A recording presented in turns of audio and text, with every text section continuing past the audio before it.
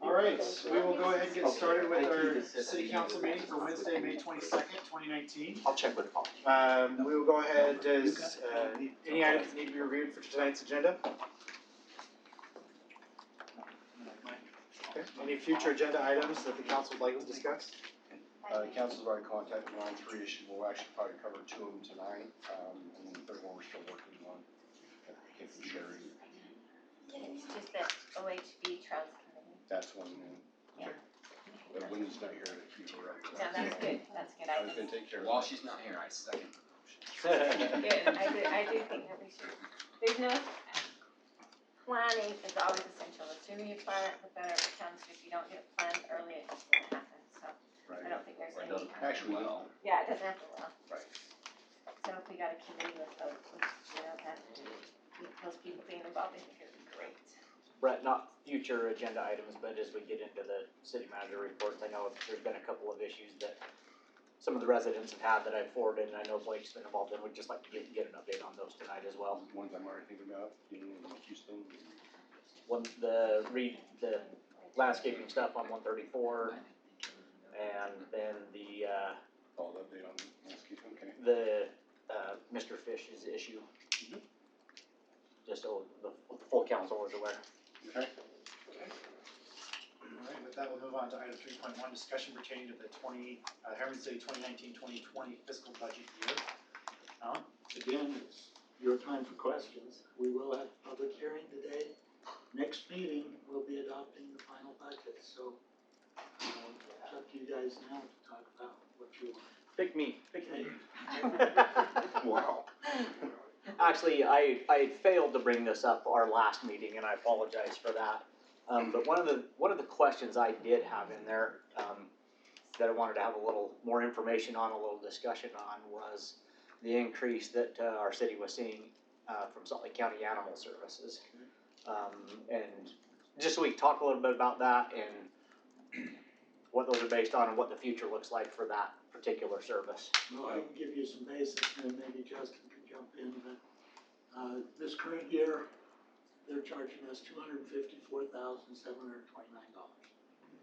They've told us that we're at $330,000 next year. Okay? Or what was it the year prior? Because we saw a big increase Yeah. last year. Yeah.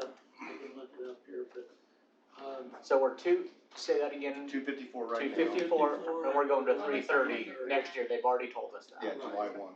So I want to say we were sub 200, right I'll look it up here in thereabouts. just a second. It was so in 2017 it was 232,308. So $22,000. Okay, they are basing that on $8.50 a resident. So this has nothing to do with call per service base. Just based by residents, Sorry, Alan, what was that rate per resident? $8.50. And right now, our official population by the state is 39,224. Okay, that's what they're basing it on.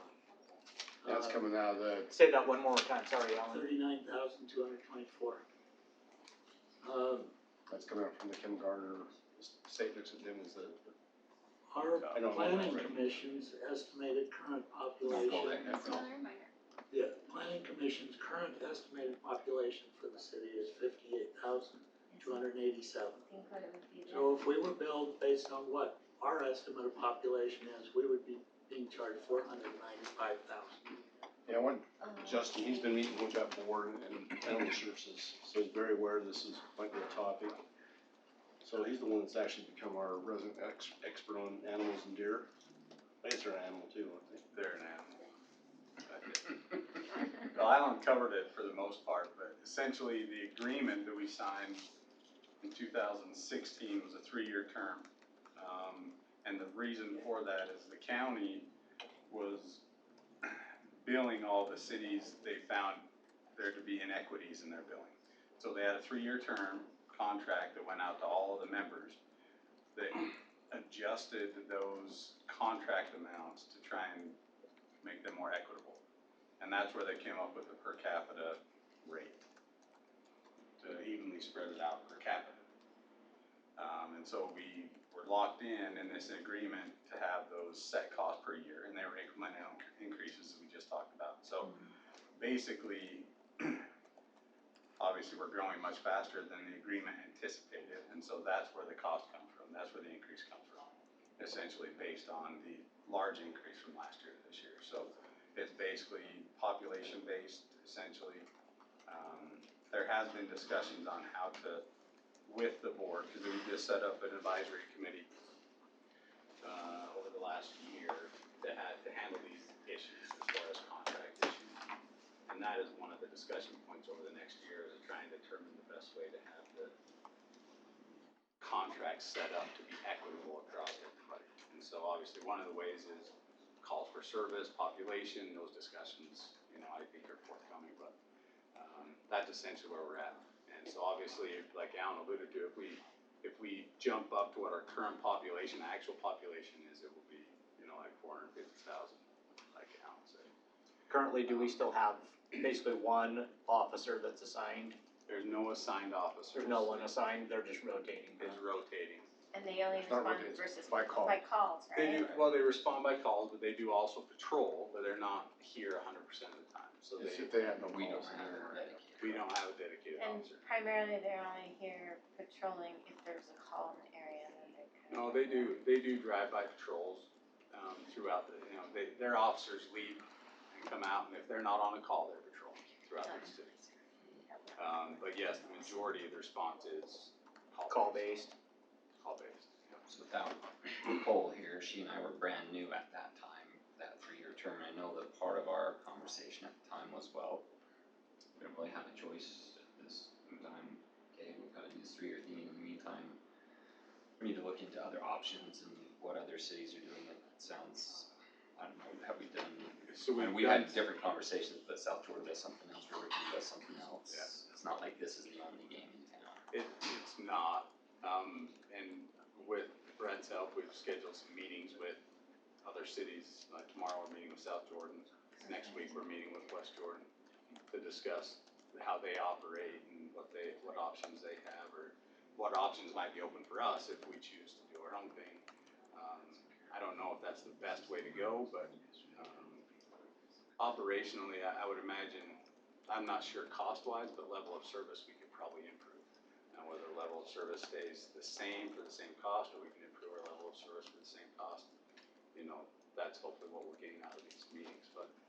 Are we agreeing to a new multi-year term, or is this just a So no, the amendment that they have sent us is a multi-year, but we are gonna get back, so I talked to John before he left, and after we had this discussion, so, I was gonna send our comments back, based on the amendment, we're gonna amend it to a 1-year, is what our thought is, amend it to a 1-year term, and then we can have these discussions, and at the end of that, we can determine. So can I ask you this question? In the interlocal that we passed, 2 years ago, does it have a termination clause in there?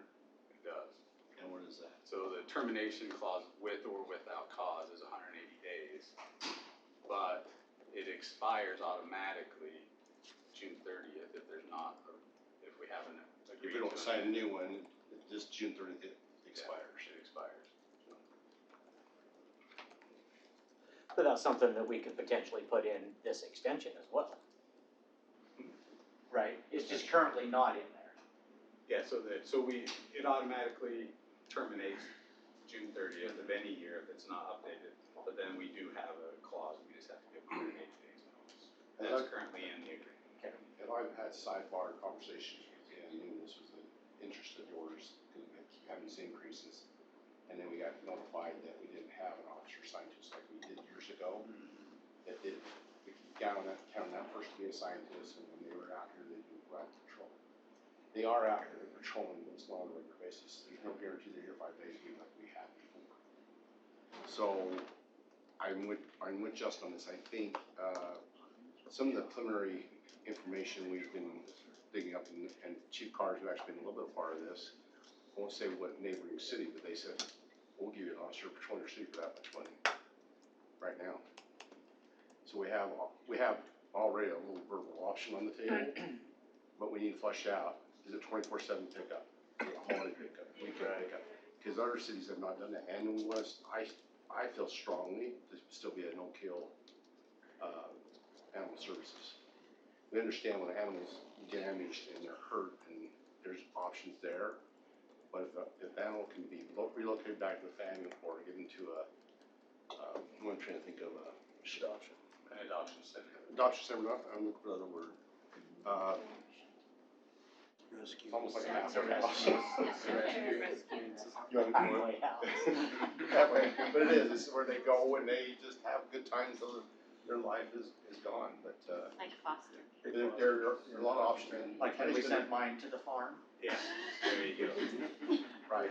So the county, I will say, is seeing a lot of different, throughout the entire county, there's a lot of discussion happening, cause there's 2 or 3 other entities that were once with the county that left on their own and now are discussing coming back. And so, those are some of the things I think we need to flesh out, because if they're wanting to come back, then obviously there's something wrong with what they're doing before, so, and for a similar amount of cost. I think what we, with, you asking this question, like I said, we've already started scheduling meetings and trying to get the real answers. We'll bring back to you probably in the presentation next council meeting, which will be June 8th, which is right away, but we'll give you some thought process about what you may be looking at. And then get some more direction, so by the second meeting in June, if we go, we're gonna stay with the county another year or 80 days, whatever we deem, we'll get that direction from you. No agreement will be signed until you actually both let it out. They're comfortable moving one direction or the other. I think our main concern is, are we getting what we're paying for? Cause we're seeing an increase in cost and a decrease in service. So we need to flesh out those details and. Well, see the what calls best- for service have went out, no question. And I've got a handout here that I'll give you, so you guys can look at The it. call for service, about 1,100 calls for service a year. And they're picking up, what, They picked up 310 animals. 10 animals, yeah. Well, and that, For so, 300. which is, I don't wanna scroll too much, but so they pick them up, they take them clear down to what, 45th South? Well, some of them 39, 39, West. but 39. what they try and do is microchip them and return them, because that's the easiest, that's the quickest, So cheapest change way. which any of our partners we've actually talked to already, we would do those things too. Well, I'm just saying for our area, right, we're kinda on an island way out here, and somebody's dog gets out, they get picked up, they don't know where it belongs, they finally find him, he's down there at 39th South, I mean, that's a long ways. And the county actually recognizes that, and they've been looking for their long-term plan to locate somewhere in the south end of the valley. And we've actually gonna partner with them, but depending on what our council decision gives us direction, we may be shifting some of that. You know, you all done the contract 20 acres for public works, we're just thinking about working in the cities or their end to locate animal services close by, 'cause there's nothing out this way, and you're right, that's too far for all the residents, because Buckeye actually contracts with Salt County as well. But West Jordan, Riverton, and South Jordan all do their own. What about even like Draper and Sandy, what do they do? Draper. I know Draper Sandy does has their own. I know where Sandy's is. Draper does their own. And so, I mean, if like the whole south end is basically self-providing, it's worth, as we're finding out, we need to talk to our And Riverton, sister there's animal cities. show, they use a veterinarian, Stone Ridge, Clay Cannon's a veterinarian there, worked for a lot of years. And, that, he actually, is open to like discussion. West Jordan, because their shelter's off 90 South in Mountain Corridor, that's 4.2 miles away from the city hall, which is pretty convenient for our residents. And South Jordan's, located, done by the Public Works. It's Right up 4.7 miles, I think is what it is. On Redwood Road there. Yeah, or maybe it's 4.22, but Stone Ridge is 4.7. So all those are within 5 miles from City Hall here for our residents. And that was considered of our preliminary look at things, to give you options and consideration. I mean, I recognize that there's a lot to having a complete animal control program and facilities and the people and all of those things. But, you know, to Jared's point, you know, $250,000 to not even have someone dedicated to the city, at least 8 hours a day during the week to do that. To me, it seems like there's a little bit of an imbalance there. Disconnect. And Well, and this is we'll an get you a copy of this. $80,000 increase, Yeah. so that's a tough one to swallow for. We'll make you a copy of this. Just a thing to think about though, where I came from, we gave the residents an amount cost this much to have an animal shelter, and it's gonna cost this much to have a no-kill shelter. You have to raise the difference, and there was groups that got together and provided all the difference between a regular shelter and a no-kill. And it's essentially providing dog food and cat food and so forth. But we were able to make up the whole difference by asking the residents to make it a no-kill by doing donations. Just an idea. That's a great idea. So if we actually meet with Kim Gardner Institute, University of Utah, and get our population correct, because we need that for our BNC domains and other funding mechanisms to make us healthier. We could be at 58,000 this next year, 2019, that's gonna be $495,000, if the county stays with the current form of 850 per capita. We'll make you a copy of this little CSR. You're gonna have it? Of course you do. That's, I can handle that, what you guys keep doing. Thank you. It's a lot.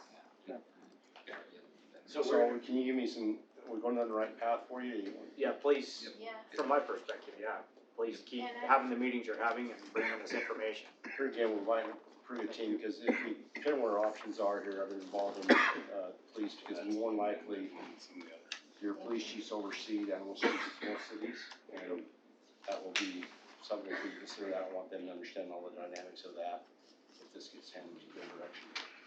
And Chief Carter even said he didn't take over the deer mitigation. Because he walked out, Sure, so. you don't say that, Sorry. so. And we, You just got that's- You volunteered. just got the deer. So deer program. mitigation as well, I hear you have an interest. That's been changed, Well, correct? There's no more relocate, only kill, right? Is there no limits to your abilities? There is none. Apparently. This guy's Finding gonna out. certify my Forced limit or? What's that? This guy's gonna certify. All right. So before we have Peter in here yelling at us, Sorry. was that answer your questions regarding that on the budget? Clint? That was the one item I wanted to Any bring other up, questions so, regarding the yes. budget that council would like to address this time? Okay, thank you. I do have one, have we gotten any feedback from residents that we haven't been, has not been passed on to us yet? I have not gotten any. All right, Hey, Tammy? we'll move on to three Post every point, other day about it. Excellent. thank you. 3.2, presentation of the 2018-2019 snow removal report. Ed?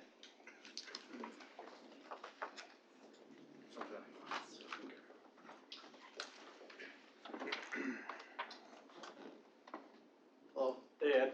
And- council, mayor, everybody. As I go through this, feel free to ask any questions. I'll do my best to answer them. Are you sure we're actually done? I've worried a little bit times. That snow line got pretty low on the hills yesterday. Definitely snowy and Yeah, yeah. I'm back in it. I'm not sure how this works. Just click to the right. So, we experienced 29 snow and or ice events this past season. And it's not up there, but we plowed a combined 14,550 miles. Those are snow plow miles, whether the plow's down or not, going back and forth to salt. 14,500 and so on miles this year.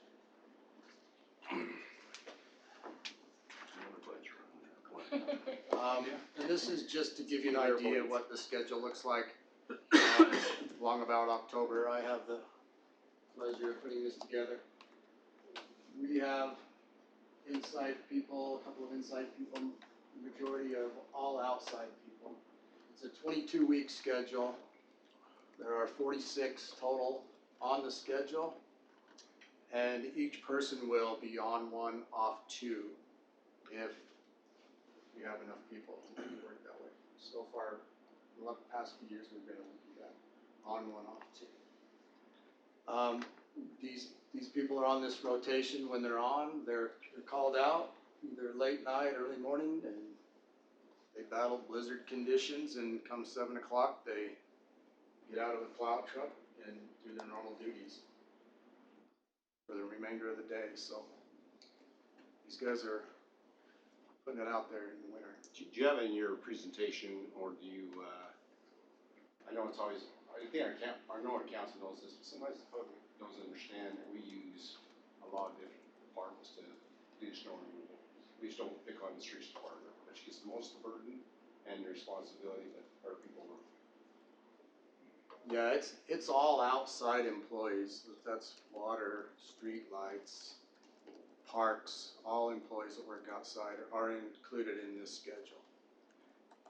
There's been some that have moved inside, they still like to plow, I don't know why, but they ask if they can be on the schedule and I accommodate them, so I'll take anybody I can get. This allows us not to build a big FTE base for just snow removal by using all the departments, and when you think about it, we actually don't want the water department in the street digging in the street or fixing their meter when it's that high risk going on in the streets and probably an accident, so it's well used time. Yeah, it makes total sense. This is a map that shows the 3 different zones of the city. The red roads are our priority roads. There'll be schools, collectors, getting people to a main road. Blue roads are secondary. Each section is broken into typically 2 trucks per zone. And then the miles are indicated. There's a 63, 66, 63 miles in each zone for those trucks to cover. We're currently plowing about 301 lane miles, 240 cul-de-sacs, and 59 miles of sidewalk and trail. And I don't mean to pause here, but I remember a time not too long ago, we was at 211 lane miles. That's a big number, and we've not had that big increase in equipment in reality. I'm just calling that out. You're doing an amazing job for having Yeah. 90 more miles added. We have the same 10 trucks. We've added a couple 4-wheelers for the sidewalks and trails, but yeah, it's an all-day job. 2,859 tons of salt purchased this year. It's one of the biggest years. $67,000 in salt. We calibrate these trucks. They're set to put out 200 pounds per lane mile. So we try to teach the drivers, teach them the settings, calibrate the trucks, try to minimize the amount of salt we put out. The one thing that's helped us a lot with the amount of salt we put out is our brine. The brine. Yeah, Yeah. using brine. I'm actually surprised to see that 75% of the budget is all Yeah. in terms of the salt, so I think you've done well on, Yeah. considering the winter we had, but, Yeah. Been very well managed. You'll start to see where they do a very good job of trying to figure out where they can save money on the blades and stuff. You know, the more you use something, the more it breaks. We ran pretty close to our budget on repairs. And we did burn through a few more plow blades this year. The chip seal that was put down last fall, our blades kind of took a hit from that, but that was really coarse. So they get added to their bill. The amount of chips shaved off, it's all tied to the chip seal. This picture here in the park, what that is, that's calibrating our brine truck. That's just laying down some brine like we would on the roads.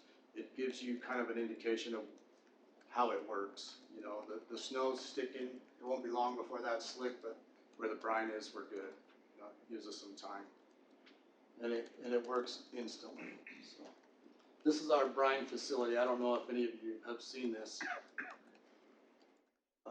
We put this together just prior to winter last year. Alan graciously gave us some funds to put this thing together, and it's well worth the money. Actually, well. because Gordon didn't know about it.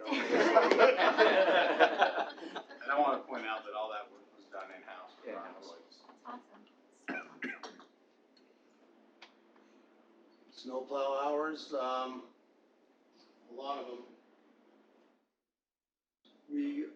With the math, I figured it out, we spent about 15% more daytime hours with the street department plowing during the day than in years past. We kind of hovered right there at, 0, but this year with the amount of snow and the amount of extra time it takes, we're about 15% longer on street daytime hours to get it done. Is that mainly contributed to the extra lane miles that keeps it getting added on it? Or, It's all of it, yeah, it's the miles, it's the amount of times it snowed, it's all of it. And that's the end. Are they on the payroll? They were curious that day. hey Justin, I missed a few. Yeah. Smart plowing, you will. Of course, you look at it, they're in a bin. Yeah, they are. There you go.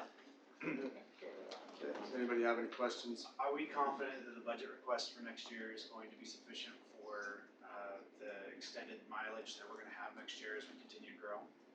We have successfully guessed in the past, can't be 100% confident, but yeah, with what we've learned, where we're at, what we know, yeah, we're pretty well set. Just so you know, we went about 28,000 over on wages, what we budgeted. We went about 20,000 under on salt, so we're not too far over. But this is part of our streets department, so if we go over in snow plowing, it's gotta be covered by our streets department, so, we budgeted 81,000 next year for salt. We budgeted 90 this year, we only used 66,000, so we got more budgeted next year than this year. However, we did budget the same in wages as we did this year, which has always been plenty, it hasn't been this year, so. Yeah, We never run Peaks out of and money, valleys. and I think I wanna reiterate how well the council's supported us on, cause we get a light year, and they say, well, when you spend money somewhere else, he says, well, we don't need that much budget next year. Yeah. We don't like cities that play that game in December that run out of money and say we need to increase tax or whatever, because we can't plow roads, we don't have enough salt. We've never played that game with our public, we've always budgeted appropriately, but kept the budget, if we get a light year, so we don't change the budget. With the inflation of salt, we actually make sure we budget enough money, and we've never had that problem. no, I agree that there's always peaks and valleys, you cannot predict winter for sure. What, is the cost on the brine?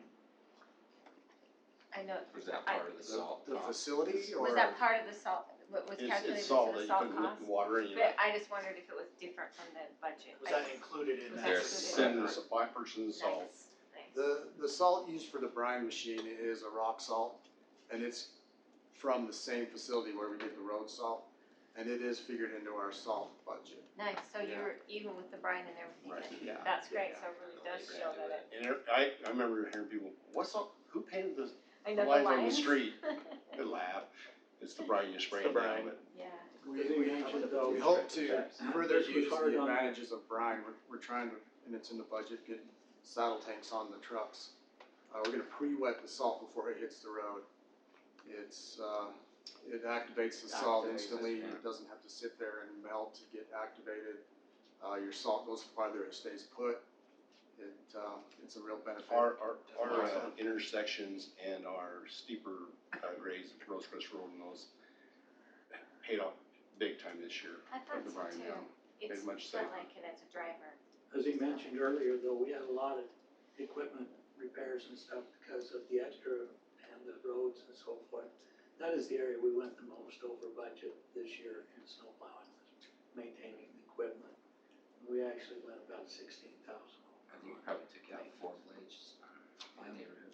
So was that overage due to the fact that we need to get newer vehicles for No. trucks, or We had a lot of The storms. more just you, the more storms? the more you push on that blade, the friction and stuff wears it out. So it was just basic maintenance. I'm surprised it's that little that we had to take out of the streets department to cover the snow budget, but Yeah, you still, we didn't have to come back and do a budget amendment. We're Right. still covered. yeah, that's good.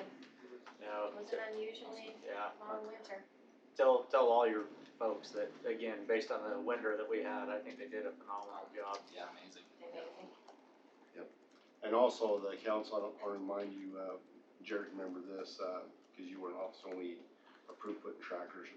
So we actually know when the blade's going down, how much salt we're putting down.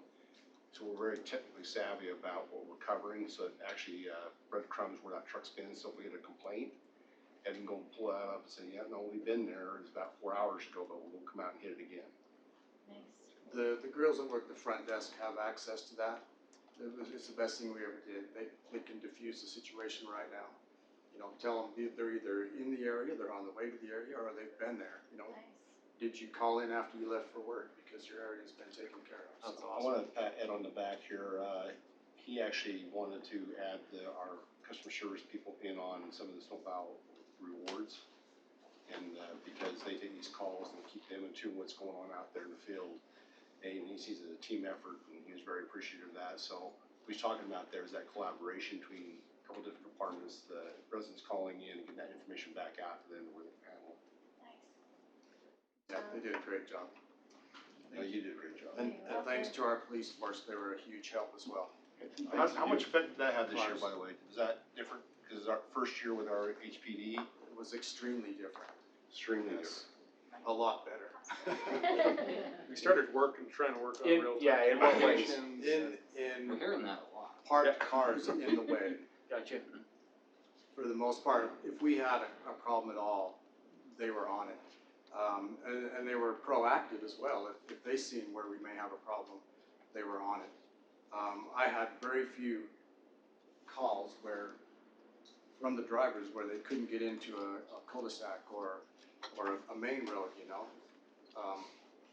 Diffuse that problem. What tactic was being used? I mean, was that citations or was that officers going out and trying? Both, there are times we had to move cars because we literally can't get a truck through there. But additionally, I think the communication was the biggest piece. Because as we went into it at 2 o'clock in the morning, they can call a sergeant and say, because we have our own sergeants now, they call the sergeant and say, what's going on, what do we need to do? Or they can call, you know, his team and say, we're having problems in these areas. So that's good, and we're working still on live communication between the police car and the the plow trucks, so that if they're stuck in a neighborhood and can't get through, they just have to call. Yeah. And we can go there versus, okay, we gotta call dispatch and wait for somebody to come. So And we passed out that every sergeant, lieutenant, and Troy and deputy chief actually have a list who's on call. So they can make direct contact with that person on call, they don't have to call us, say, hey, who's on call? Yeah. Yes, they already have it, they're moving. So we're trying, and we were able to access areas, and I'll speak for fire too, because those plows were being so effective with their tracking and how Ed rolls all that out, so it's a That's nice. fantastic, awesome, it was awesome this year. Thanks, and we may not have the response time that fire does to an incident. We need to work on our response times sometimes, but, Fire You know, can't get there if you don't do it. if- So- if we're done Hearing and lights and we sirens park, on the plow trucks now? Is Yep, that I what- know, he would plow, but he wants a Mack, so. I don't know Yeah, if I've that's- asked for a Mac, but apparently that's not. Mack truck. Maybe I'll get one donated. So anyway, Thank you, Ed. Awesome. Thanks, I appreciate that. And with that, we're gonna go straight to our 2019 spring cleanup report, which is also you. We asked that to give these reports here and also doing in our meeting because, the public will watch that more, and it's good information for our residents to understand. So this is really, if you want to pound through any things you want questions on, so. This is a request by council, so. so we have 4 weeks of spring or fall cleanup. We've got so much area now, we've tried to put 3 areas into 1 week. We're learning that that's not working out too good. We need to make some changes there, maybe add some locations, bigger locations, something like that. But you can see by these pictures, this was our week 1, you know, residents are privy to all this information. We have a load of tires and a load of paint. Can't do either, can you? So we have to take that back to the yard, we have to dump it, sift it, move the tires out, move the paint out, haul that stuff separately. It's very costly, and not very effective for the problem.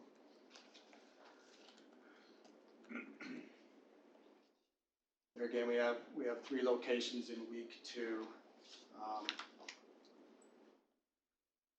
some of the locations are a little more popular than others.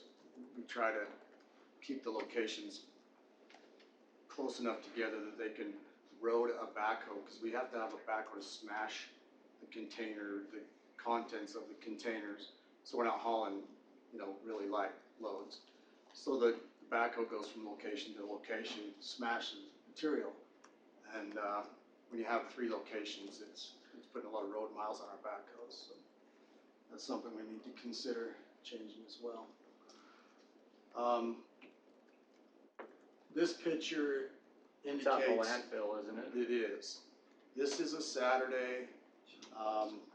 If you know the road to the landfill, you know how far back they are. We were in line for an hour, sometimes more. Wow. We happened to line up on a Saturday where there was free compost, so everybody was in line for that. Once you get to about 3 vehicles from the scale house, you can shift over to another lane and go, they'll let you go, but getting to that point was it was frustrating because the dumpsters are spilling over. Can you get back? Yeah, by the time you get back, the backhoe hasn't been able to get there. This gentleman decided to bring his entire camper on a trailer to. Oh my gosh. Just like. Where's the video of him trying to push that into the dumpster? Seriously. So what he did is he talked to our drivers and he says, I can't see anywhere here where I can't bring a camper. I was like, yeah, I guess you can, I don't know. So they, We're not supposed to be paying your tires. Take it down to the dump yourself. they ended up, It's on a trailer. Busting using it a mini X. and Just keep going demolishing it. another couple miles. and then putting it in the dumpster. Yes, that's one dumpster per camper. Well, they're not built very well, so they do come back. But the guy did have his kids clean up the pieces and parts, that were. That was nice. That kinda helped. This will make us What we're adjust saying is what we can communicate. we don't allow with teachers anymore. more. This has now made the list. We need to start recording this stuff. That is Yes. You can't make Is that that ever on the radio? Spring cleanup, funniest video. Oh my God. I didn't know we had to. So for some reason, this spring cleanup was big. Lot of debris, a lot of landfill costs. You can see the 2018 in the fall, it was 12,000, 2019 in the spring is 21. How much of that was because of labor when you have to deal with tires and paint and all the things. There was a lot of labor. It all Well, look in depends. there, It you all got, depends. Amount of labor. you've got $10,000 of labor costs Yeah. in there, which is the most expensive thing in there. Yeah, Again, this comes out of streets budget, so. yeah. So if I'm reading that right, you budgeted 27.5 for the entire budget year to cover both of those, correct? That is correct. And That is correct. we're almost 33,000 there. When we budgeted that, though, I think we were thinking we were going to do one cleanup a year opposite of the county schedule. Yeah. Well, the county schedule didn't work out right, so. And the county, they keep moving their schedule around, trying to accommodate the whole valley. Yeah, they And rotate it. We've heard complaints by the residents that trailers there, and by the time they come home, it's already filled, It's- it's gone. It's usually gone, yeah. So this is the thing I want to have you get this report, and I've heard from a couple of council members. This is something that you budget for your residents of Harriman. It's a great thing to do, but these are the ones that are the kind of luxury items. You just call it out. Yeah. It does incentivize your public to go out there, clean up their yards, clean up their houses, so it is a good thing. And other cities actually are doing it more like we're doing it, versus like Sauk City's push it to the curb and go in the storm drain system, just saying. But we always wanna caution and look for your direction when you want us to do it, just because it is costly, it is a management nightmare for us. Because people have lives, they don't wanna work 24/7. And, but if the council still supports it, we will make it happen. Maybe she can think about it a little bit, because I know front, they offer coupons, residents can come in here and get a coupon to And go some to the pick 'em up. dump. That's actually been very popular. Yeah, and they can also rent a trailer from Wasatch Front, they can have a trailer just come specifically specifically to their spot, so there are a lot of options. It is a luxury, cause on the board, I don't hear anybody else's city that does this, they're like, what, you guys do that? So, I actually have Auditor City Manager talk about our program, because they hear about it from our residents, talking to their residents, and it gets back to them. yeah, So we are kind of leading gold service, I would say. yeah, It's brown trash, but it's something that, but it's kind of a philosophy, we actually encourage our residents to clean up their yards, clean up their junk. which is We still have a junk in good yards. thing, but, Are we finding that the things that are causing problems, the paint, the tires, those kind of things, are those happening at night? Are those happening during the week? Are those happening? Can we adjust our schedule to maybe discourage some of that? Cause I get the feeling that people are only bringing them because they know there's nobody there watching at that particular moment. We actually wait out, we used to have a person stand there during the whole time and watch everything that was dumped in. Our labor costs went up more, Yeah.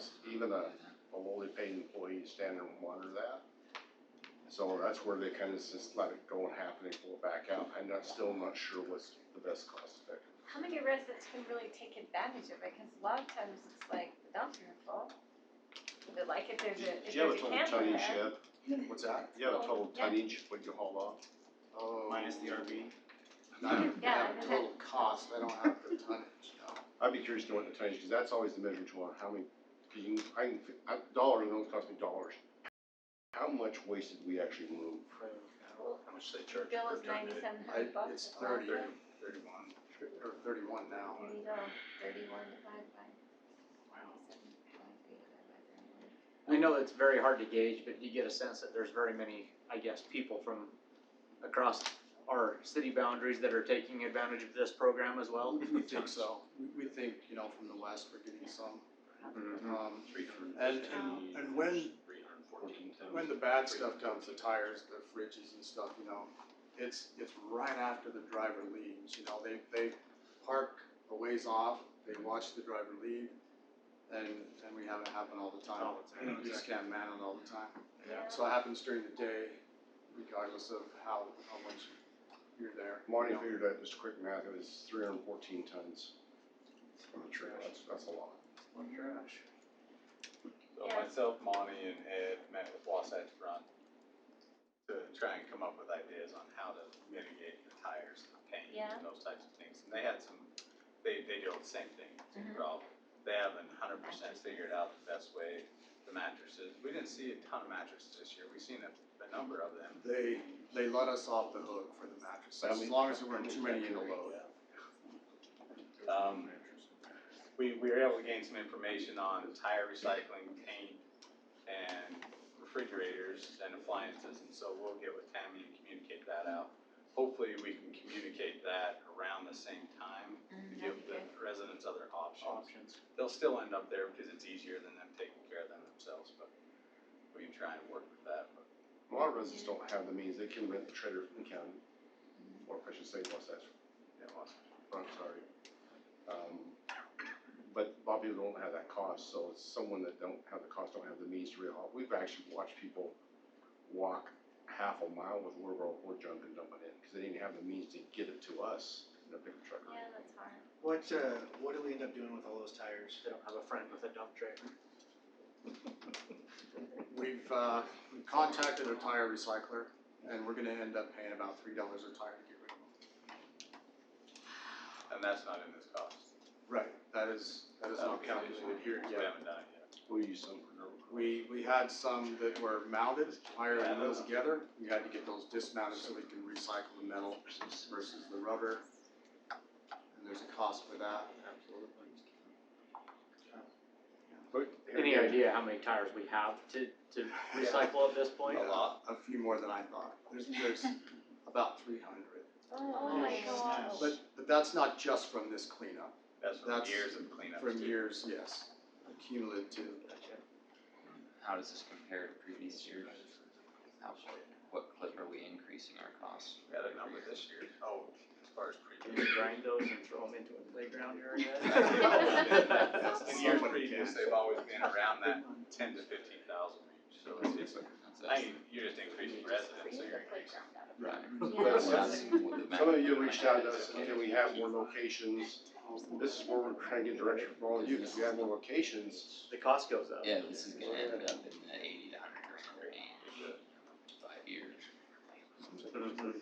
Would it save, I'm not, I hesitate to even make the suggestion, because I don't wanna incentivize doing it, but would it make sense for us to just leave out a trailer for tires, so that we don't have to spend the effort of man hours sifting out the tires? We've tried that, not with tires, but we tried it with metal and green waste. And we would separate the bins, put a banner in front of them, and it didn't work. Okay. You would get a half a load of tree limbs and then a bunch of garbage on top of it. Yeah. And it just wouldn't do it. I just, if we were spending more on labor to sort them out than it would be to just pay for the tire, it's, you know, but at the same time, if it's not gonna matter anyways, then. Yeah. We've got some work to do, whether it's more locations, fewer locations with a bigger facility, you know, police presence, cameras, you know, what do we do? We park an empty city vehicle there thinking that somebody's watching them? I don't know. Pull up, leave one of the police cars there. Yeah. You know, People try to realizing, use it to move their stuff. realizing that it is a luxury, really, for, you know, to the residents, and it's something that I think we're all would like to find a way to continue to do it, but there probably needs to be some discussions of how we best facilitate that, because in my mind, I think, well, how can we still provide the service with, you know, and somewhat try and control those costs, and for me, I see that maybe as actually saying, okay, it's all at Butterfield Park. Yeah. And so we're not putting the road miles on the backhoe, you know, going from site to site. Right. It's a little more effort on the part of the residents, but the fact of the matter is, it's still a shorter drive to Butterfield Park than it is to the dump for them. Realizing there are some that have the difficulty of They don't have getting the ability it there, to So get it they'll there, just let it stack them in their yard, but, yeah, that's a challenging one. and that's what happens. Yep. So we've actually talked to overseas that's done this program for many, many years. That's what happens, and then you have to go back and code enforce and abate and all those other things that cost you money too. When you abate, we go in there, clean it up, and then we charge their property taxes. Yeah. You know, early on when we were having problems with these tires and whatever, Tammy put a post on Facebook. And some of the residents were like, come on, people, this is something we like, you know, straighten up. But as I was sitting at Tuscany and we had 3 or 4 tires in a dumpster, I watched a truck pulling a trailer with a blue tarp on it. The tarp wasn't on the back and I could see it was a load of tires, an entire load of tires on a flatbed trailer. They're looking for a place to get rid of them. To get rid of them. So, you know, 2, 3, 4 tires, maybe a resident, a trailer load, I don't think so. Yeah, I agree. Yeah, 2, 3, 4 tires, that's $6, $8. It's not. Yeah. Can we add this to a future agenda with some possible future discussion? Doesn't have to be right away, just, I think we all would like to see what we can come up with. Any further questions about this, I guys? mean, we have budget for next year, but it's just, you know, we're still looking, keep you informed. I think we should just be chopping them up and putting them in their playgrounds. That's what I said, can we just try and Or get them? recycle them or Yeah. Throw them in our playground. Yeah, I said we should make a recycled playground. Yeah, With like all recycled materials, like I saw tires. somebody making You get shoes out of creative. tires that they sent to Old like, campers. kids in. Yeah, like that can be the playhouse. They kind of Chop like them make up, so you shoes gotta out get all of the them. metal out. Yeah. Yeah. It's got the tread on it, They do that in Mexico. I bought a pair of sandals that Yeah. were like that. They were made out of old tires. Tires. Mud terrain, it's an all terrain. Exactly. Altering So- status. Some just street ones, I didn't wear them. built for I bought speed. them. Alright. Thank Don't you, make Ed, one appreciate it. Souvenir. Two reports. No, We'll go ahead and move on to item 3.4, Thanks, Ed. Harriman City Emergency Preparedness Discussion.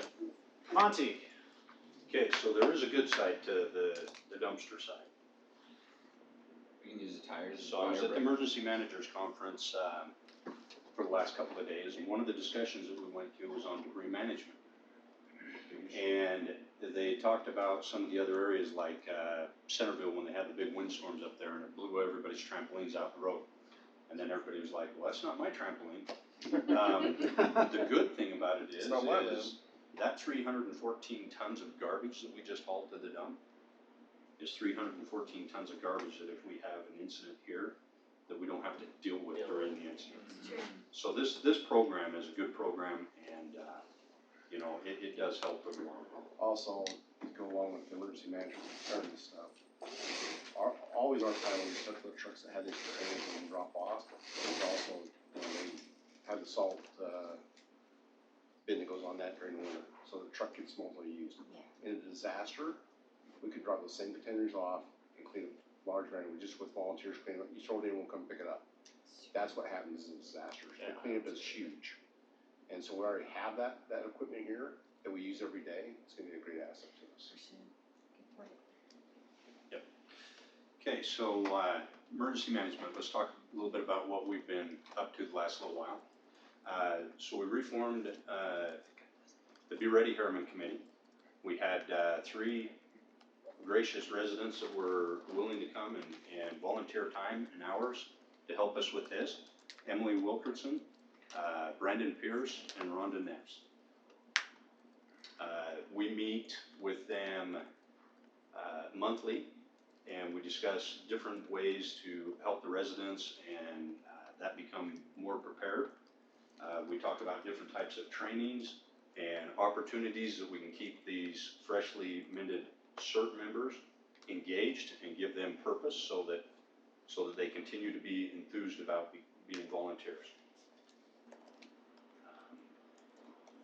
Our community outreach, so we've been trying to rebuild our CERT program, and it's kind of interesting because I looked at it that when we were having all of the fires and everything here in Harriman, we had a lot of people who were interested in wanting to come out and volunteer and help and wanted to get CERT trained. And then probably the last 5-ish, 6 years, things have really been dropping off. And I was thinking it was just Harriman, but as I talked to Salt Lake County Emergency Management and other cities, it's everywhere. It's kind of like it's going in a cycle, and so everybody's participation and enthusement from their residents is been dropping off. So Only good old-fashioned disaster.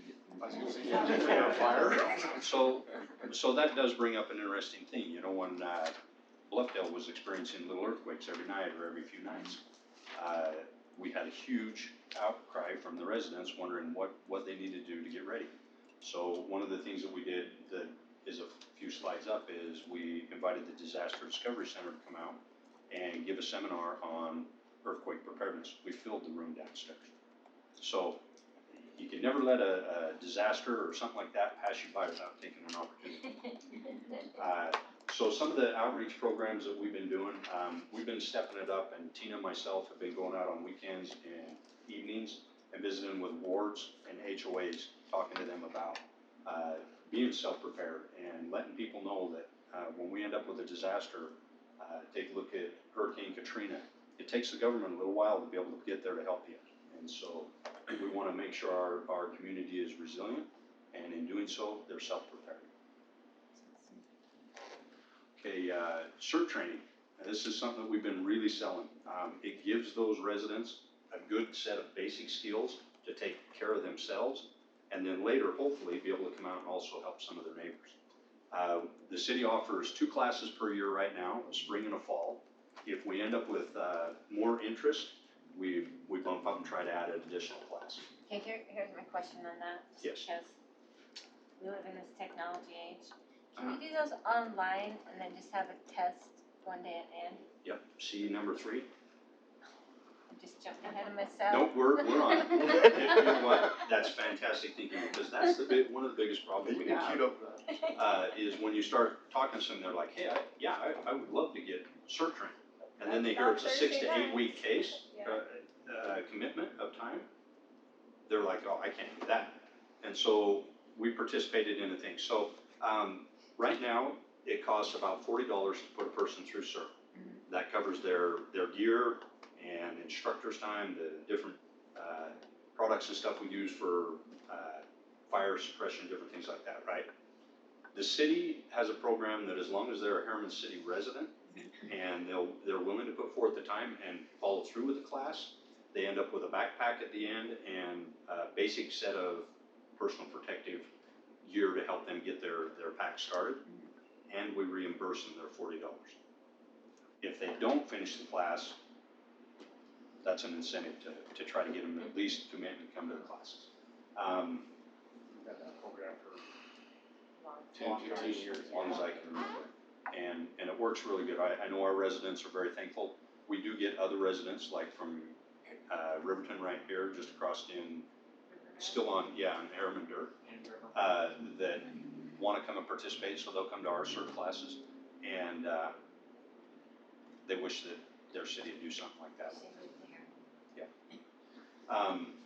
We had some difficulty the last little while getting enough instructors, so Tina and myself took some evenings and some weekends, and we both became certified CERT instructors. So we can help facilitate those courses, and also we're trying to work it out to where our Be Ready Harriman committee get them also through that train the trainer class. Tina and myself also went up to the state and trained a whole big bunch of state employees, and we did it on a pilot program that the state's running. So Utah State come up with the same idea. They said, hey, what can we do to make this a little bit easier for the residents to be able to take and commit that time, be able to do it. So they offer the classroom setting as an online training. And when they complete it, and it walks them through and it gives them a little quiz at the end, and when they complete it, it gives them a certificate that they can print out. They bring that certificate in after they've completed all those, and we run I think it takes about 2 days is what we ran at the state, that they actually go through all of the hands-on skills, and all of the basic medical, wrapping things up, cribbing, different stuff like that in the fire extinguisher training. So it cuts down on that 8-week course, and now it runs them through in a much faster way, and it seems to be taking off so well that it's getting national recognition now. And so I think you're gonna see that come out of Utah, and it'll end up being utilized throughout the nation. So it's still in kind of a trial thing, we don't have it ready to push out to residents yet? No, we're actually, this class that we're running right now, we only had like 7 people sign up for the class, so we partnered with Riverton for the UFA instructors to come in and help, and we're using the online program with this class. Nice. So. Other programs that work with CERT, so we try to encourage people that, you know, the first thing you do is you take care of your family, you take care of your home. And then if you feel confident that your place is taken care of, your family members are safe, and you want to help out, the program that we've always used in the past has been the Block Captain program. It's been a really good program, it's worked for a lot of years, but it does have one big downfall. If that block captain is not available, or maybe on vacation, or not around when the incident happens, they've had situations where they've had up to 100 CERT members show up and they're sitting waiting for a block captain to come give them assignments. So there's been 2 other new programs come out. The county and Salt Lake City has been buying off on the Safe Neighborhoods program. And what they've done with that is they've taken a loose leaf folder that has the basic instructions. They don't require you to be CERT trained. Basic instructions on how to go out with maps, on how to go out and check on your neighbors and check on their homes and that type of stuff. They keep those in every elementary school in the valley. They got a grant, and they've actually got those in place. There's a fairly good sized trunk, and it's also got some different other forms that they can fill out, and also some different colored papers and stuff that they can tag each home, so that the fire department, if they're driving by, they can see who needs the help the most. Another program that's very similar to that is the Rapid Assessment Program. These pictures up here are pictures that we brought in the stake representatives from all the different stakes in Harriman. These are the preparedness folks assigned to those stakes and wards. And we talked to them about this program. It's very similar to the same, except they keep a box at their ward building and it's attached to the ward. So it breaks it down into smaller groups instead of the few elementaries that we have here. And it gives them maps and different things that they can go through, but it's essentially the same thing. You go out, you check on your neighbors. If you notice up in the top, Kathy's got 3 different people, so there's a table there, and a table there. This program actually assigns the first 3 people that come in to take up a position to organize so that when the people go out and check their homes in the neighborhood, they come back and actually check in, vet the material and that so that they can pass it on to either the fire department or the city. We gave the wards, we told them, we said, we're not trying to sell you on any one of the programs. If you have a program that you like and it's working well for you, fantastic. Here's some of the other options if you're having some issues. And every one of them seemed to be very interested in this rapid assessment program. Okay, preparedness events. These are some events that we have participated in the last little while. Last fall, we had an emergency preparedness fair. It was a huge success. We had it for like 6 hours down in the community room. Residents could stop by at their leisure and go through. We had, there's a list on that right there that tells all the different folks that we had there with booths to be able to help them with different aspects of preparedness. There was the Utah Geological Survey group was there to talk to them and answer questions about earthquakes and all that. You always get the same question. These little 2.2s that we're having, is it relieving stress, relieving steam, right? And it would take thousands of those to relieve enough steam to help with the larger earthquake. Safe Neighborhood Seminar, we had the county come out and give that. We had the Disaster Discovery Center come out and talk to the folks about earthquake preparedness. Of course, we always participate in the shakeout drill. The state lieutenant governor was at the conference here. He talked about the shakeout drill, said they had a record number of participants this year. Every year it seems to be growing bigger and bigger. Ham's Radio Club, they hold a drill, and we invited them out to our shakeout drill, and we had last year we had a tabletop seminar or exercise that we had, different injects that we dropped in.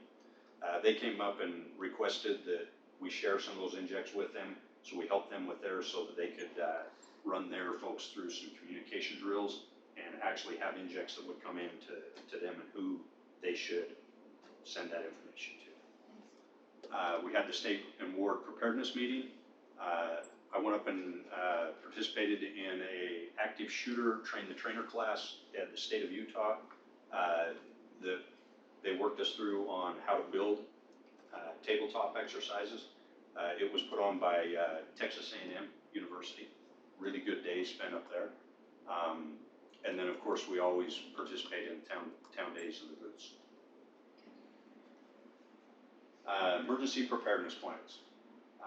We're currently working with the county. They got a grant to rewrite the hazard mitigation plan. And along with that, at the same time, we're going to be rewriting the emergency operations plan. The idea here, they've hired an outside contractor to come in and help all of the agencies in the valley and the county. The idea here is they want these plans to not only work vertically, but also work horizontally throughout all the different agencies. We're currently working with Chief Pilgrim on the community wildfire preparedness plan. This is a very good plan because here a year or so ago, the state realized with all these wildfires that we're dealing with, that they needed to do something to help out the local agencies be able to, because of a large wildfire like the machine gun fire, if we got stuck with the bills on that, it could literally bankrupt us, right? The rainy day fund is not sufficient enough to complete that. So with this, the state has stepped up and said that if we do X amount of mitigation efforts and we contribute either in kind or through dollars of mitigation through the city, and I believe our participation level is about just under $25,000 a year. As long as we document that and we've completed this plan, they will step up and cover any of the additional costs of a fire in there. We've done that for several years. So Machine gun fire, I actually saw the invoices and they stacked up that high. I couldn't quite remember, that's about a $4 or $16 bill. Yeah. First initial cost. Yeah. About 4.5. Staggering for sure. So that's a really good plan. We're very happy to participate in that. Two of the other plans that are on our list to work on, is a debris management plan. FEMA's pretty strict on reimbursement back after a disaster for debris management. There's a lot of stipulations, I won't get into the details, we'll be here all night. But we're working on that, and also a continuity of operations plan. It's not to say that we don't already participate in the efforts in these plans, it's just we need to get them documented a little bit better and make sure that we all understand and work through the plan. Okay, future focus. We've been going through our hot washes, taking a look at what we've done with drills and where we're at. Just To get out keep, ahead of it and tell people, yep, that was an earthquake, go back. Yep. Quit asking. So to try to keep the community engaged, Be Ready Harriman has a Facebook page, and we're gonna start lining up at least monthly posts on different types of preparedness things, information that we can fire out to the residents through that. So we'll start working through them to try to encourage people to sign up and log into that page. News articles, we'll be adding a bunch of those. Quarterly community events. So I believe the first one on our list is we're trying to line up a date in August, and unfortunately they lined it up on our Lagoon Day, so we're having to bounce it. But it's Stop the Bleed. So we're gonna invite folks in to train them up on that. And of course, we'll work through other things like fire mitigation, different things that we can count towards our community wildland fire plan. By the way, that Stop to Bleed was a idea that Troy wanted to push out a couple of years ago. Remember that?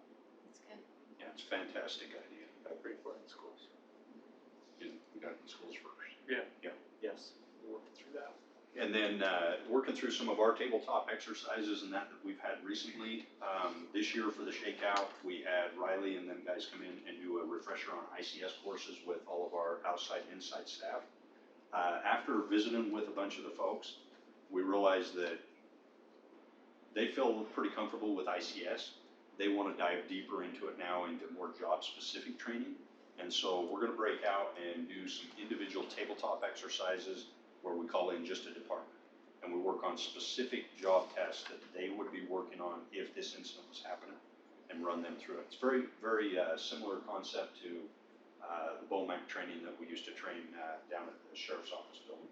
So we'll have a map out that has an actual spot in the city, and we will simulate just like as if we had an incident that happened on this map. And then this is your job duties, what you do, and then we'll sit and run them through it. And then we'll sit and discuss it. That way they can have more question and answers directly to us. And I believe we'll end up with a lot more benefit out of that. Okay, any questions?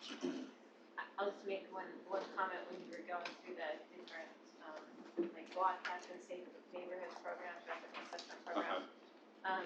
The mayor of Woodland Hills, when she was debriefing people on the fire, was telling us about, and I maybe mentioned this the other day, I can't remember, but she said that the message that got pushed out to the residents was, leave something green at the end of your driveway so that when the first responders come through, they know that you're no longer there, and it'll save them tons of time of trying to get people evacuated that may not know about it. And she said it was so amazing. She shared pictures. Some people would string their garden hose out. One person put a big green Buddha at the end of their driveway. It was just funny, just all the things that they came up with. Somebody put a green cooler, but it was just so effective because it saved first responders so much time of being able to go to people. So these things are just so effective to help everyone if the community can rally and do those types of little things that save a ton of time and save lives. Yes, and that's one really good thing that they train in CERT is to kind of triage or evaluate your injuries, right? If somebody's got a broken leg or a broken arm, they're gonna be in a lot of pain and they're gonna want emergency services there now, but it's not life-threatening. We can wait on them and Exactly. get out the emergency services to those. So we teach splinting, bandaging, and all those other fun things. Any other questions? Good job. Thanks, Marty. And yes, that is Airman's Fire. I recognize it. Yeah. You recognize Thank you, Monty, appreciate that. All right, we'll go on to 3.5, city manager updates. Okay, we just have a few things like about 2000. Just kidding. This just came out, and Chief Pilgrim asked to be excused tonight, he's a little under the weather, and, they wanted to have some information that's come out. So the union, does a fire school every year, and they're doing it this Friday. He apologized for late notice, but apparently the union takes care of that, just noticed that it didn't happen. So if any of you want to attend, I know that Sherry and Mayor went last year, and have you ever been? It's just okay. Just for But the it's- last it's 30 Friday, years. this Friday, at usually 7 to 25 7. years worth. But, he apologized, and he says he'll be on that more, get that information from you and get that out to us sooner. He actually asked if Justin Monty wanted to go this year. Fire school. Yeah, 101. You get a cool t-shirt. You been on it? Okay. Anyway, so let me know if you can attend, they're open up to anybody, anybody directors who wanna attend. Jacqueline, if you really wanna have passion to go, you can go. Like, should we send our police chief? Yeah. Okay, I experienced a couple fires. Let's just say some See if you people. can- We send him, he'll wanna switch careers, we don't want that. Troy Derby. So, You know what cops and firefighters haven't got Right. yet? They all wanna be firefighters. Stand there and tell them where they missed. all the firefighters wanna be SWAT guys. It's weird. So anyway, we have that going on. I knew this would be late notice, it'd be hard for some of you to make an already used, our party already been. I know Nicole has been, I think, a couple of times, and I think Clint's been a few times. I'm not sure about that. I have to check his documentation. So. It's a great way to learn. I should. I do, or that would be. Let's retake that. What's all this about? But it does give you a good idea about, you know, when you go from one hand, two hand, three hand, four hand, five hand, what you can do in the capacity, what to do in medical or fire or even a cave and all those things. It's a good eye opener that way. So in the future, you have an opportunity, I say go. I've been recycled twice through it. The best time is putting on the whole turnout gear and going through the smokehouse and then, And crawling along that going up line. the ladder on the truck, dragging a hose down. No. I thought I was gonna have a heart attack, so anyway, Or in those boxes that you And can't see why I you're won't let in. you know. I laid both my feet right on the ground. cause I know you'd sign up.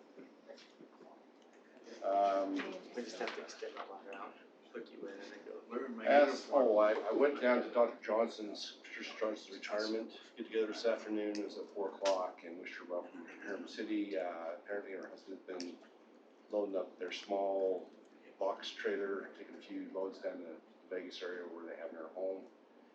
So it'll be a matter of time before they actually officially moved out of Harriman. So they happens June 1st as she's done there, and also I was learning this afternoon too, Herb Jensen, you know him? Herb Jensen, resident of Harriman in Heritage Place. He's been over the base of the buildings and bus routes and stuff to the school district. He's retired June 1st. Hate to lose Herb, he's been awesome as a resident, and also a good advocate for us. Good advocate.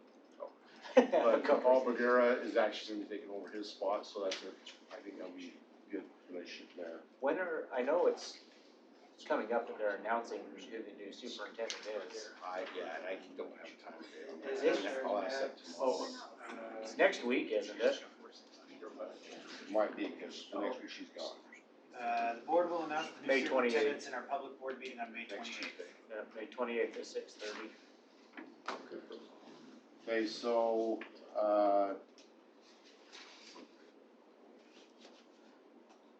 reminding you all, the council, I'm kind of concerned because we have, summer's starting to kick off and things are getting busy in your lives. We have a work meeting next Wednesday. Are we gonna have a quorum?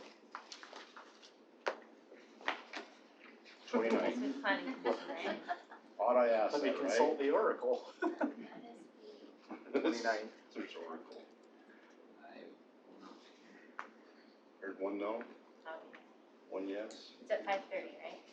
That's what I've got Yes, too. with a light dinner at the beginning. Mayor, mayor's in, we got 2 in, 1 out, 1 out. I should be able to make it. Setting 3. the timer. Go. I got it. You count down. Brett, you're on the timer, Wow, go. now you're time. Timers. I'll find out from, no, Nicole will be out of the country. She leaves Friday, so she's in Denver today. She's comes back, I think, tomorrow or tonight, and she goes out Friday for a couple weeks. Also, we have, Harriman High graduation on, is it the 3rd? Is that right, Nick? 2 weeks from today?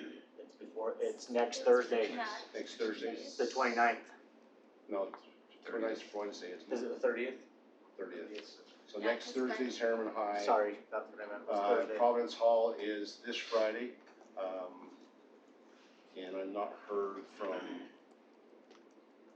guess that's it. I've not heard any invites or anything about information on our sales graduation class. We'll actually touch base with him, seeing all of that too.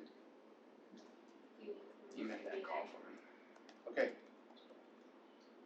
It's always nice, we like to let them know if they can count on all elected officials to be there, so they can just pop an email just with the specifics Yeah. on it. They want us there? Well, I know that some have asked for requests. Mayor Rand and I have had not. a conversation about it, just about Harriman High anyway, and the school district, because the school district was hesitant to ask for elected officials because their schools cross boundaries, and we both communicated back to them, and that's fine. Invite everybody. Yeah, for sure. Yeah, they'll just send us the email. Okay, I'll get the information from the principal's office. That's not where I want the principal's office. From Harriman High, I already have information from Nate from Providence Hall, and he's asked me to attend that, so I'll attend that. Did last year as well. So, And it would be good even if we can find out a route, get to know them. okay, Gordon Winyard, you're back from Pennsylvania. That's some great information, but I'm not sure when they're gonna get here. Gordon hopes that he can get here by the time we go back. Let's hurry up. Come back in here. So, Got a long meeting after we eat. the other thing I have on here is I want. Sure she can be Heather. She's in. Well, I'll just do it so we move on. We have, well, actually, Blake, want to give us an update on Gina Road and Houston? Oh, Gina and McHouston, all right. So Gina, Justin met with Mr. Newton. We talked about the agreement, and John Brems wrote the agreement originally. Bob Newton came in and wanted, if you remember, there were all the plats and stuff that were done over time. And he had the belief that one of the early on deeds said that everything was tied together. And he wanted everybody to sign the agreement. So when John went through it and looked at it, he said, no, there's only one property that needs to sign it, Newton. So we gave him the agreement, and he said, where's everybody's signature? And we said, that's not the way we interpret it. So we have a difference of opinion on how he's reading the deeds. And he said he'd take it. He said he didn't want to be difficult to work with, but he didn't agree with what we were saying. And he took it. We're waiting to hear back from him at this point. How long has he had it? A week, maybe a week and a half. So that's the story on Gina. What's the plan for follow-up with Bob then? How long are we gonna? Was it about a week ago, Justin, you talked to him? Yeah, I talked to him, it was last week, and he was talking with other residents along there, and he didn't give me a time frame when he'd get back, he just said that he wasn't very happy with the agreement that we'd written, wanted some changes, so, I would hope it'll be in the next week or so. Am I stepping on toes if I reach out, or should I? I think it'd be fine. Okay. Then McHouston, we reached out to our consultant. We have a number. If you remember, we talked about the one property that was unwilling or was requesting some other things, rezone stuff. And we got the direction that no rezone would be possible along that. So the next option was to look at the property that was deeded by use per state statute. We looked into that. We've got an exhibit prepared, and I reached out to the resident a few days ago and said I hadn't had that information at that point. So I told him we were still working through solutions, and I just got the information yesterday afternoon, so I have not reached out to him today. I can give him a call tomorrow, see where that goes. The estimate would be probably below $10,000 to buy that property, more than $5,000, somewhere between $5,000 and $10,000. It sets a precedent though, that if we buy property, then there's other people that have given up property already, and so I don't know what direction to take. Look to the council to give us some I direction. remember last update we did it, I thought it was pretty clear from the collective all of you that if he's not willing to sign, we're gonna take the property. That's, If that changes, please let us know. I mean, we're, I'm saying, I thought collectively we were, you know, lazy unified on that, and that, my position hasn't changed on that.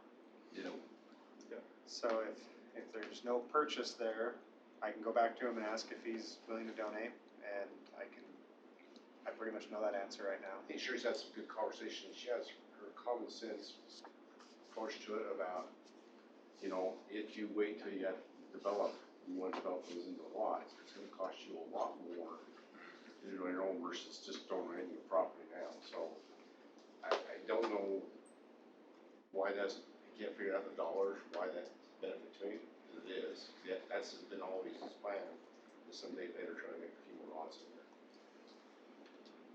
Okay, so you're gonna reach out to him maybe tomorrow? And we'll update you on that, but if things don't move, I don't know what we do to keep on updating it. Right, and you know that there's a big issue right now because of all that construction right there, kids are still walking to school, and there's been no We got that handled, okay, by the way. so that's been a huge. The update on that was the school principal, Principal Bollinger, emailed yesterday and, well, a couple days ago and said what's going on. We were working on it behind the scenes, but weren't following up with her, telling her what we were doing. And the contractor's been really good to work with us out there. So, met with Cody Stromberg this morning, there he is. And we met with the school district, safety personnel, they came out. We're gonna put a crossing guard out there for the next week, and the school ends next Friday. Yeah, The contractor's gonna put some delineators up on the road, he's gonna put down some base so the kids can walk on it. It's like a temporary location so the crossing guard can cross the kids to a safe area so they can walk up and down. It's, total cost is like $300. I mean, granted it's a mess, and it probably wouldn't still be a mess if we did move to Seattle and it rains every day, and it's a muddy mess, but. Yeah. But, it's still a concern, so thank you, that's taken care of. I think we have a plan for 7 days total crossing, right? Yes. That was the next Okay. round. We got it. Alright, good, thank And you. we'll be up there to oversee it. Okay. And, everything, when you're done with both those roads? We're good with that. What is on Mr. Finch? Okay, so I've got an exhibit up here. Do we have a pointer? Report, you always have. Got 5 digits on that. That's not your questions, so. I didn't get hit by a spider or anything, so I don't. So, Mr. Fish's property is right here. This is Rose Canyon Road, Belmont Park Avenue. He called in and he's concerned with some runoff that's running from this property across this trail onto his property. Really, this corner was the part that got a lot of the issue. Problem is, this used to be a little riding arena. I think they boarded horses there or something, I don't know. There were a lot of horses, what I heard. And from the amount of manure that's back here, there were a lot of horses. They pushed everything up against the trail, a lot of it's onto the trail. It's a unpaved horse trail, so kind of expected. But when it rained, the water washed down and washed all the seeds and everything that were in that manure across the grass, and he's getting a lot of issues. Normally, we don't get involved with property-to-property issues because it's private property. This one has a trail. Trail's kind of interesting because it's in an easement. It's not a dedicated right-of-way. It was done, I think, in 2006 was when the trail came in. And so I called the parks manager, Anthony, and asked him, do we maintain that trail? And he said, yes, we do maintain it. So then, May 13th, I went out, met with Mr. Fish, walked the property with him and his wife. They'd cleaned up most of the issue, but they're still fairly upset about what went on there. The trail did not have any damage to it, from what I can tell, except for the manure that was pushed onto the trail and spilled onto it, but that goes back to the dirt, I guess. The biggest concerns that I saw were, you can see here, I got some notes. The RV trailers across the back. There's like 7 trailers parked there. We talked to the code enforcement officer. He's went out and met with them, and they said it's all family members' trailers. So that's not against the rules. And I don't think that's been pursued anymore. it looks like it's being used as a storage, Business, but it might not be. But there are a lot of trailers.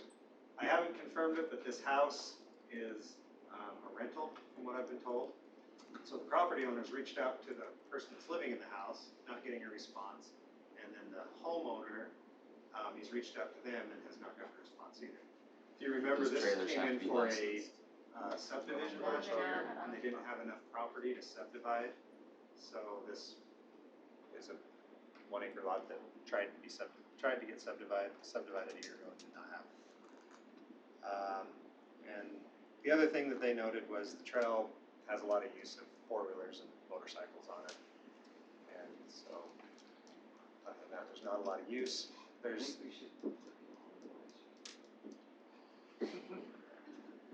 I told Mr. Fish that we'd follow up with him on the trailers.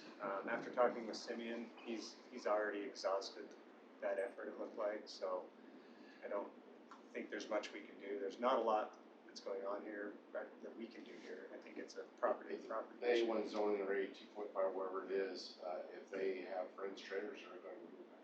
What we do is we serve KSL and those things that are advertising for people to rent, to store their vehicles, and we've actually been affected by a few properties on that, and asked those vehicles to be removed during the business that they did not come and apply for, so we're trying all those different avenues, trying to keep things cleaned up, and because residents don't get happy about all this other activity happening, going on, so. One thing we could look at doing is if we had some wrap or some aggregate material, we could build the trail up a bit. It could filter the water out as it comes through, but it would be a whole other project to add to our projects list. You know, didn't put it in our budget. We weren't anticipating this. That'd be something we could do, but then that would create a dam for the water. But it's just an easement. Yes, they would push it. It's a trail easement. Horse trail easement is what the plat says. Who owns it? The property owner owns it. Whoever's. The property owners own it. It's There's just got a an trail easement easement on on it. Yeah, it's part of his Now they own lot. the whole trail. You look at the property line there. The only property that has a trail easement on it is one of those weird things that came through that I have no idea that that's how that was there. Dick Still, or that, back in the day when it still comes. Just has the issue with all of the horse manure that's been basically pushed up into the trail space there, has that been remedied? It has Out of not there? been remedied yet. Simeon was going to talk to them about cleaning it up, but all they'd have to do is push it back a foot. It would be On their own property. What's that? Just trying to see where these are. Is it, Right is on. it a requirement that it remains on their No, property? not in Rose Canyon. This is, So if it this rains is, and it spills all Belmont over Park. their property again, does It's down, code enforcement I'm gonna go. stands to No. stand to? it's down on 6400 west. We're getting into gray area there with if runoff goes off of property, are you supposed to contain every bit, every drop of rain that lands on your property? You'd be Well, we have cherry the picking easement on the property, we across can't the do city. Now, it's that it should discharge into an approved, Drainage easement. which can flow from property to property, right? If you look at this, it did follow that, it came down here and came down the line, it was Yeah. pretty close to the public utility and drainage easement. Okay. So basically, the long and short is that it's a private property issue or something. We could help out with putting aggregate on the trail, but I'm anticipating that would be probably like a $40,000-$50,000 project to come in and do that. It's a long trail, We do just basic maintenance on that trail, is that right? probably knock the weeds down every now and then and fill up the holes.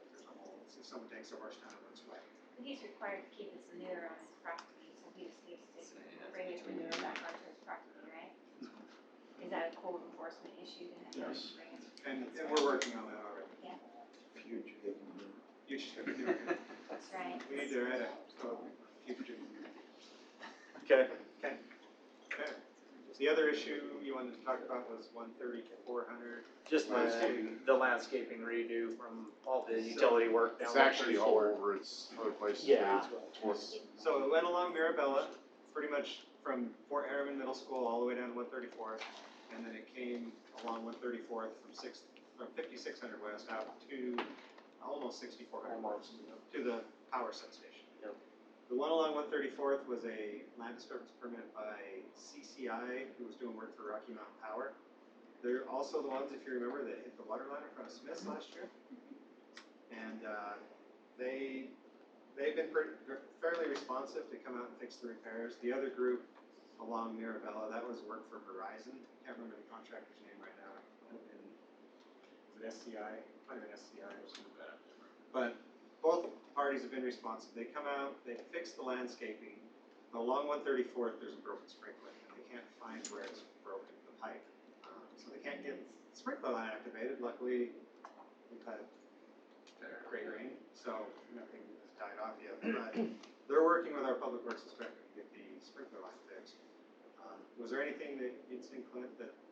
I just know along the trail itself that backs all the properties, basically from, excuse me, from Walgreens About 6200 west. past 6200 west, you know, there was the cement curbing that separated the trail from the grass, and then there were several, planters, rose beds that had the cement curbing around it, and most of that has been destroyed.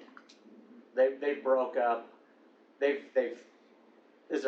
getting in there to clean it up, you can see that they're cleaning up all those broken pieces. I just don't see any plans for them to actually. They're not preparing to report. They're not preparing to replace any of that curbing, and there's a pretty substantial amount in there. They've got all the areas cleared out where they're gonna put sod back down, you know, where they had their mini-X and those things in there, was they were running those lines. But I think what I'm hearing from several of the residents that have at least reached out to me is, you know, a lot of people use that trail for walking and running and those things to stay off the sidewalk, and it was a good, hard-based, good trail to be on, and so they're concerned about it being back to the state that it was in before all that utility work was done. Like, I wonder if we ought to get our new rep out there and either one of us can walk it with him and show him our concern. Because Rocky Mountain Power definitely don't wanna have egg on their face because they're subcontractor and they're willing to back that up, so. Yeah. Most of, because it widens out as you get past Rosalina just a little bit there, I'd say there's more damage from Walgreens to Rosalina in terms of the curbing that's along the trail and those planters and things that back those properties along there.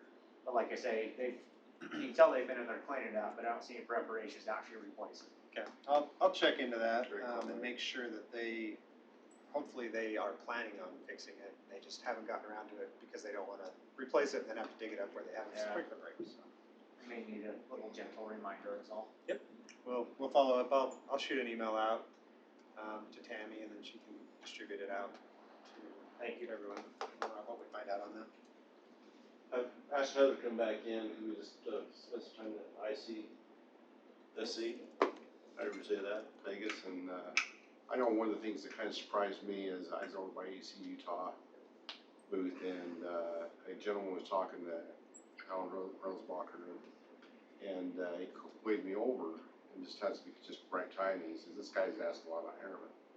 He says, "In California, a broker in California does these type of projects." He says, "Tell me what's going on in Harriman, because I'm hearing Harriman in California broker firms." I thought, that's good. Our name is starting to get out that far of the big broker firms, and really the big successes came from Heather. So that was my only big moment of success, and Heather and Sherry and Sandra. Heather. They kind of separated. Me and Nicole went one direction. They went day out, stepped us by 2,000 steps. So Well, an still hour. measuring steps, but Heather, you got to give a brief, and then Sherry can add any points you would like to as well. Some successes you had, and you feel you got some word out there about what's going on in our community. So a few things I noticed, we hit some of the same booths every year. I think I've been going now almost 10 years. And this year, one of the booths, we hit Big Five. And I just said, hey, are you guys expanding? What areas are you looking at? Before I even said where we were from. And one of the areas they mentioned was Harriman. They're interested in Harriman. So just being down there, and they're the same reps that we see every year, but it makes you feel like, okay, we're doing something right, that they're actually now saying our name before we have to say we're from Harriman, where's Harriman, you know. So that was exciting. We just had a lot of great meetings. I wanted to start saying a bunch of retailers, so people say, why aren't they here? But we met with a lot of good retailers and had some good discussions with EDC Utah, the governor's office. So I felt like it was a really good trip. I know when we were down there last year, Heather, you know, that was when Senator Cal was getting ready to come, you know, on board, and so a lot of our discussions, there was a lot of focus on that and the fact that everyone was really focused on who was or wasn't going in there, and there wasn't much else. Did that conversation seem to be the same this year or different this year? I didn't Not hear as big of as a factor, huh? I didn't hear it at all. I didn't hear it either. Yeah, Interesting. The cool thing about it also is there are a lot of people going into that development, but there are a lot of retailers. So there's still a huge pool, and so rather than, you know, even thinking about that, I think the focus really kind of switched to saying, just continue to, you know, maybe there's 10,000 and 1,000 might go there, but there's still 9,000 others, you know, so I think that was good focus. And I'll throw this out, as far as we think about the taxpayers' dollars, when we try to go out there and lure the businesses in, and we wanna hit the national accounts, because other ones, we actually talk to them here, and we actually see them there too. But Heather had a couple of great meetings set up, and we can't talk about what names, because they are looking at Harriman very seriously, and until that property looks like it's gonna be taken down, we don't wanna announce that, we could blow the deal, because our city might try to steal away from us. That's why we're cautious about what we say in the name brands. Big Five, we've been talking for years. They are looking harder, more at Harriman than they ever have been, but they're not that hot on the radar like some other stores and stuff that we've been talking about. And I know the public wonders what we're doing. There's a lot going on, as you all know, but we are very cautious. We don't want, and because the way our state's sales structure is currently, we are competitive with our neighbors, and it's competition. But I would say, in reality, going back to the dollars spent, the values, I would recommend in the future that, you know, we always send maybe one elected official down and not, seems like we might have more than we need. And I want to make sure we're making good use of time and dollars. And I'd recommend the economic development department go down, and maybe whatever council member can make it down, and we can go that route in the future. Yeah, you too. I might be too cautious on spending money, but we did that Washington, we cut back Washington trip by a couple of people, just to make sure we're getting good value for what we're spending. Yeah, I think it's advantageous, but I think Heather's had years and years of experience down there, but it seems like the way retail has shifted, I assume the conference has shifted a great deal too, to where there are many retailers down there, but there are a lot of brokers down there also, so you don't get to visit with as many, so I still think it's very advantageous to go, but yeah, I think you're absolutely right, but somebody asked what you do, and I said, we walk and we talk, and then we walk some more, and then we talk some more, because there's just a lot of people to contact, but a lot of. I really feel that 3 people, I don't know, you've been under 2 years now, you can probably give it, been 9 years since I went down, and kind of made me go this time, but. The more you tell your story, the more it will resonate, Yeah. it takes time and relationships. I mean, at first year, next year, we'll be, you know, asking who can attend, this is what's got coming here, here, and here.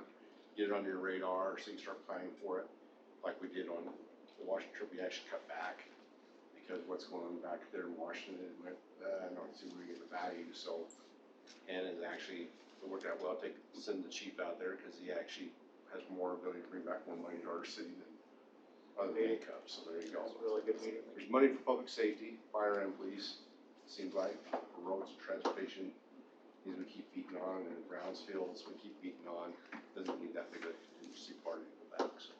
Well, I will give kudos to Gordon and Heather and their team, because most everyone you say, well, what about this company, what about this company? I mean, they have answers for most, you know, industry-wide, well, what can we do with this industry, what can we do with that? And they've diligently working on contacting tons of different people, So, asking them to come. We split up, so Sherry went with Sandra and Heather, and they were workers, and And Nicole and me, we have a lot of contact, we knew a lot of people that was affected that way.